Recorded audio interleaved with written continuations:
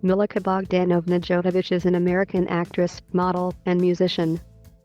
Her starring roles in numerous science fiction and action films led the music channel VH1 to deem her the reigning queen of kick butt in 2006. In 2004, Forbes determined that she was the highest paid model in the world. Born in Kiev, Ukrainian SSR, Soviet Union, Jovovich emigrated with her parents to London when she was 5, and then to Sacramento, California. She finally settled in Los Angeles 7 months later. In 1987, at the age of 12, she began modeling when Urbrits photographed her for the cover of the Italian magazine Le. Richard Avedon featured her in Revlon's Most Unforgettable Woman in the World advertisements. In 1988, Jovovich made her screen debut on the television film The Night Train to Kathmandu and appeared in her first feature film To Moon Junction. Jovovich gained attention for her role in the 1991 romance film Return to the Blue Lagoon, as she was then only 15. She was considered to have a breakthrough with her role in the 1997 French science fiction film The Fifth Element, written and directed by Luc Besson. She and Besson married that year, but soon divorced. She starred as the heroine and martyr in Besson's The Messenger, the story of Joan of Arc. Between 2002 and 2016, Jovovich portrayed Alice in the science fiction horror film franchise Resident Evil, which became the highest-grossing film series to be based on video games. Jovovich released a debut album, The Divine Comedy, in 1994, and a follow-up, The People Tree Sessions, in 1998. She continues to release demos for other songs on her official website and frequently contributes to film soundtracks. In 2003, she and model Carmen Hawk created the clothing line Jovovich Hawk, which ran until 2008. Jovovich has her own production company, Creature Entertainment.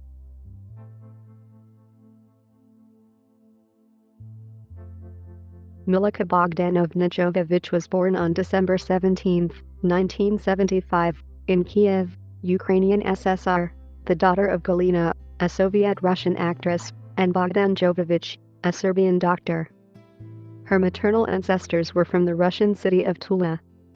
Her paternal ancestors are from the Vasyk-Jevasy clan, and they also lived in Medovhija.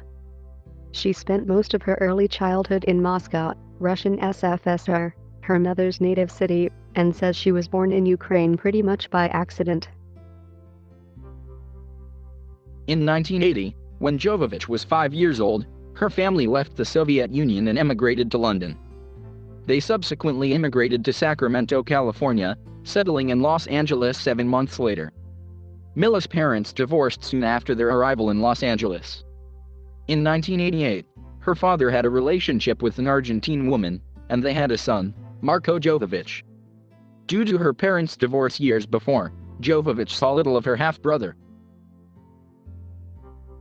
In Los Angeles, her mother tried to get acting jobs, but found little success because of language barriers, and eventually resorted to cleaning houses to earn money. Both parents served as cooks and housekeepers for director Brian De Palma. Her father was convicted and imprisoned for participating in the largest health insurance fraud ever investigated. He was given a 20-year sentence in 1994, but was released in 1999 after serving 5 years. According to Jovovich, prison was good for him. He's become a much better person. It gave him the chance to stop and think. Jovovich attended public schools in Los Angeles, becoming fluent in English in 3 months. In school, she was teased by classmates for coming from the Soviet Union. I was called a commie and a Russian spy. I was accepted into the crowd. At age 12, Jovovich left 7th grade to focus on modeling, which she had started at age 9. She has said she was rebellious during her early teens, engaging in drug use, shopping mall vandalism, and credit card fraud.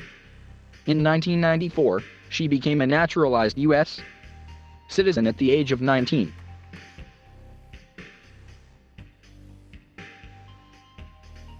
Jovovich's mother had raised to be a movie star.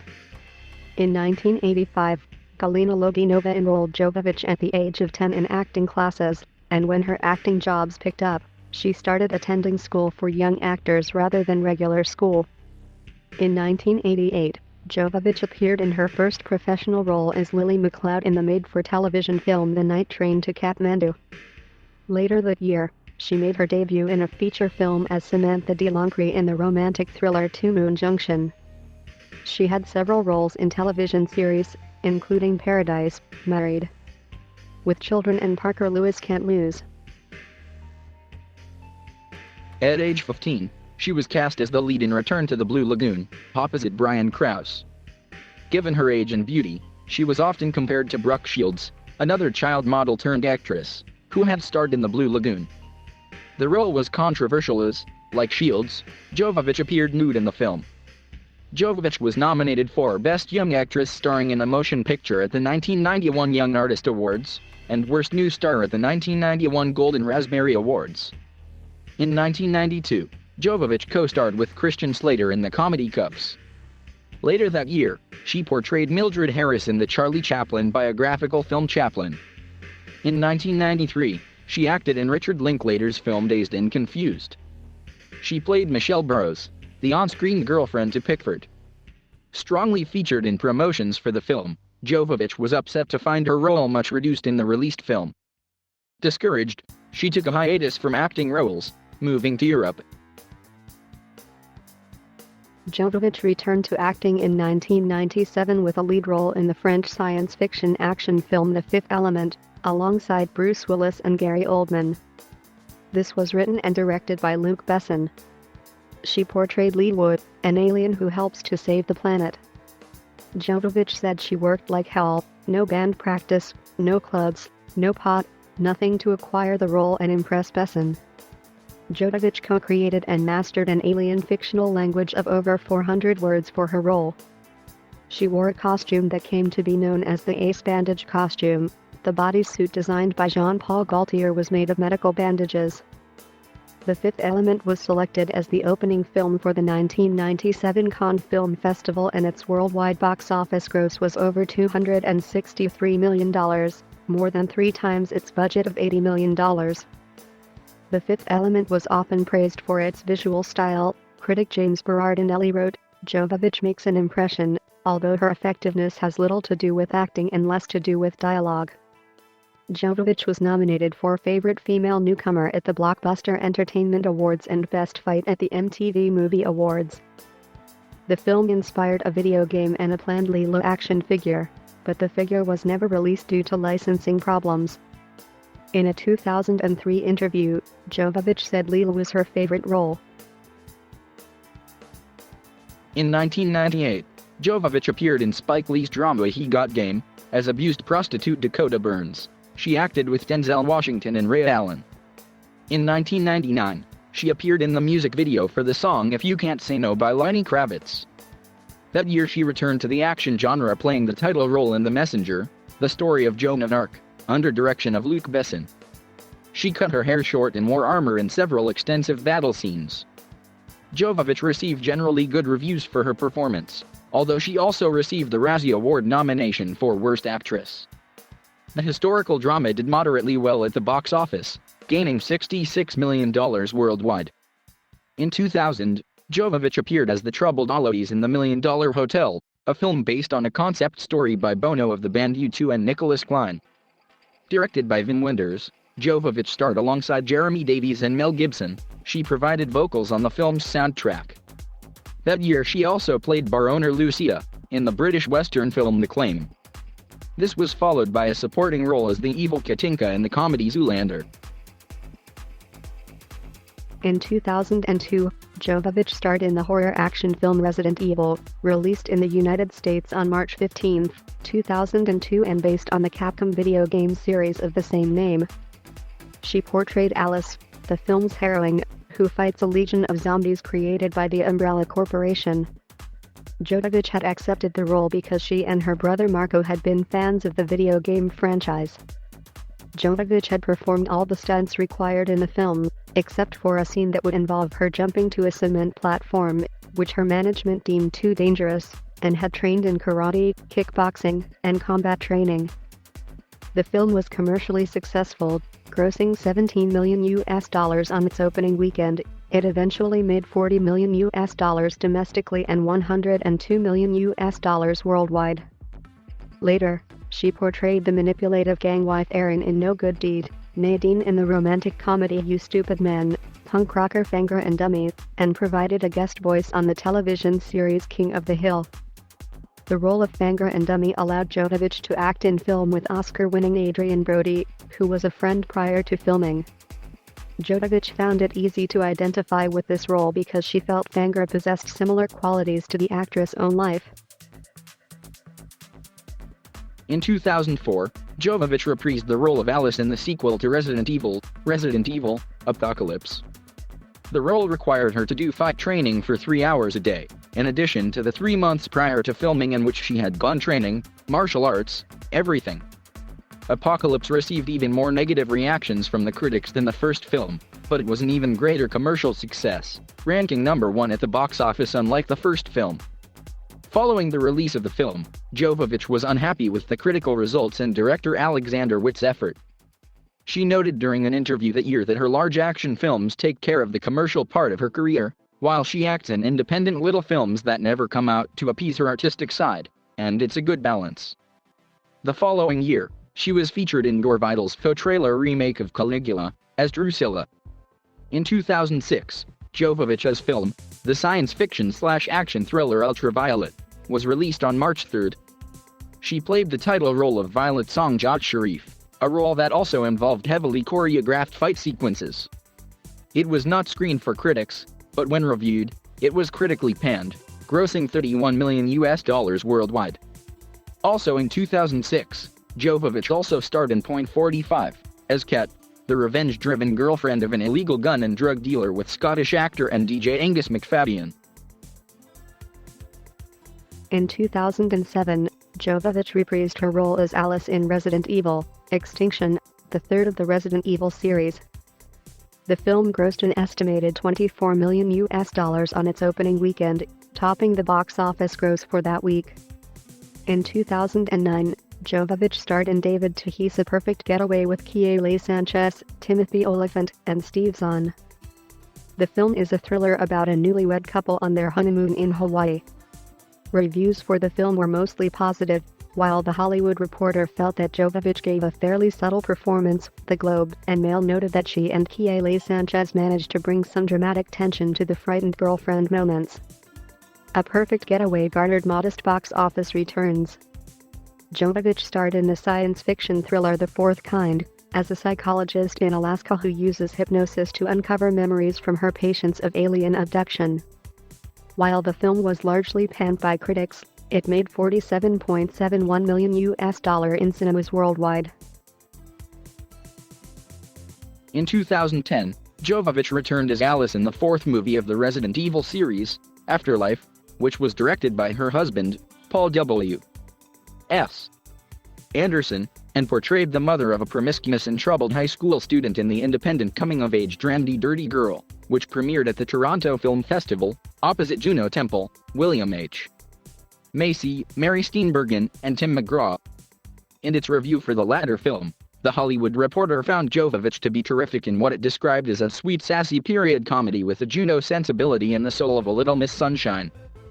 Jovovich played the wife of a jailed arsonist in Stone, a psychological thriller co-starring Robert De Niro and Edward Norton.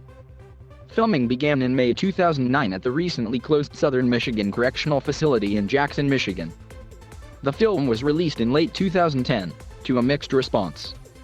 Nevertheless, the AV Club noted that Jovovich was particularly good as a breathy femme fatale who seduces De Niro with a mere change in inflection.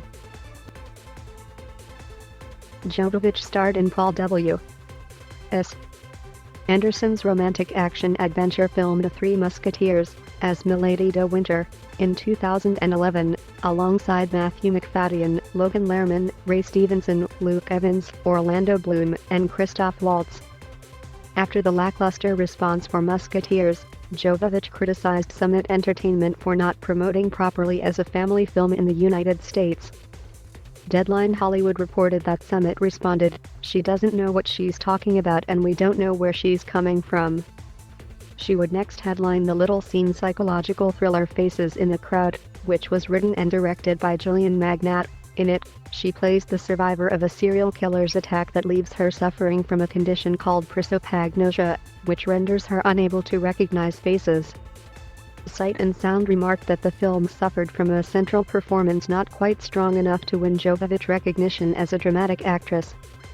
Also in 2011, Jovovich appeared as a Ukrainian con artist in Famke Janssen's directorial debut film Bringing Up Bobby, alongside Marcia Cross, and starred in the romantic comedy Lucky Trouble, which was her film debut in Russian language. Jovovich returned to her role as Alice in the fifth installment of Resident Evil for Resident Evil: Retribution, which was released on September 14, 2012.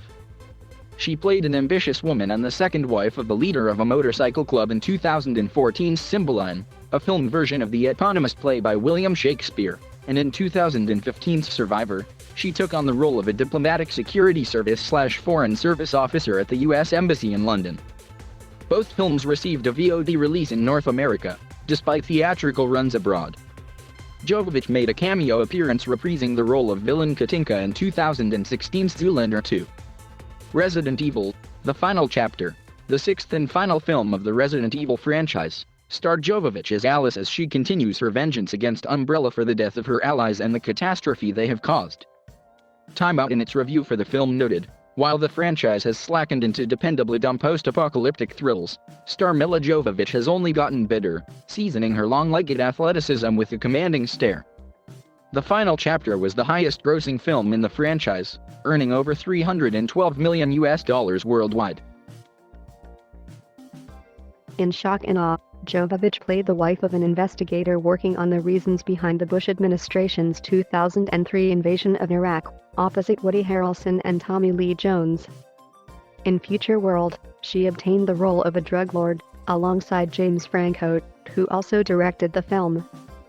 While reviewers felt Jovovich was underused in Shock and Awe, Future World holds a 0% approval rating on review aggregator website Rotten Tomatoes, based on 9 reviews. Jovovich starred as the administrator of an island-bound reform school in the fantasy film Paradise Hills, the directorial debut of Alice Waddington. She also played Vivian Nimue, the Blood Queen in the Hellboy reboot, released in 2019.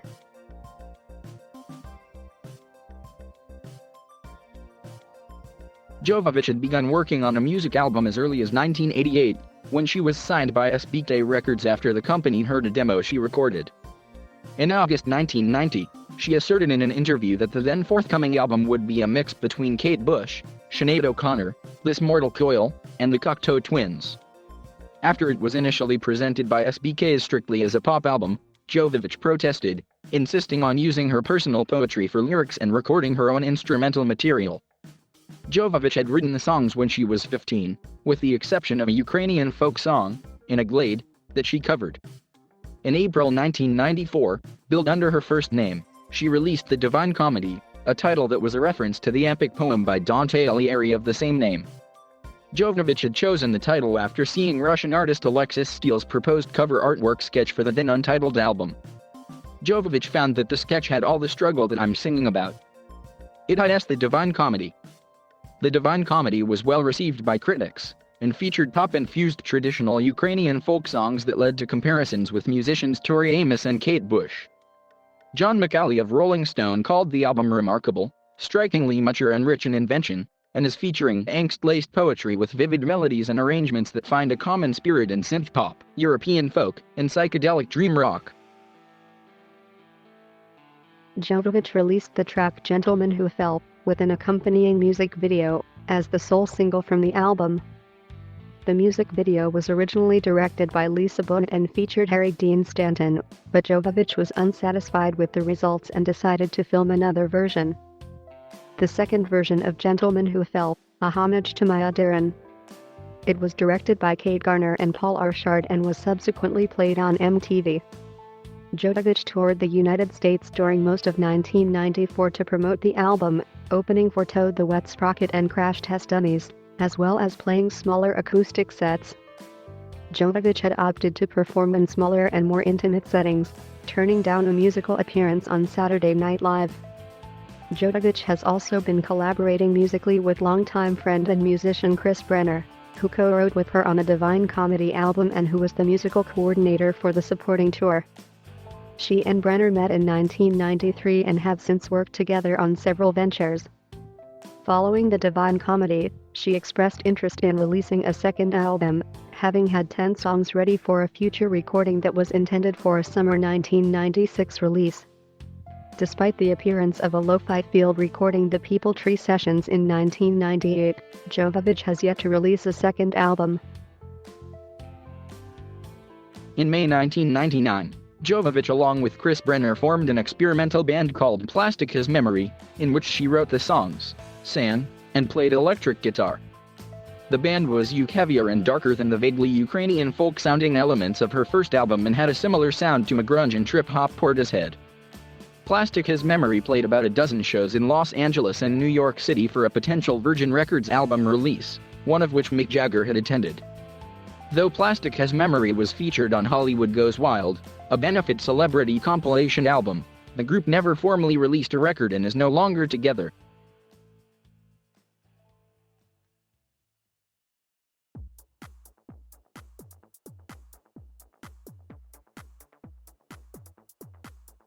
Thank you for watching. Please subscribe.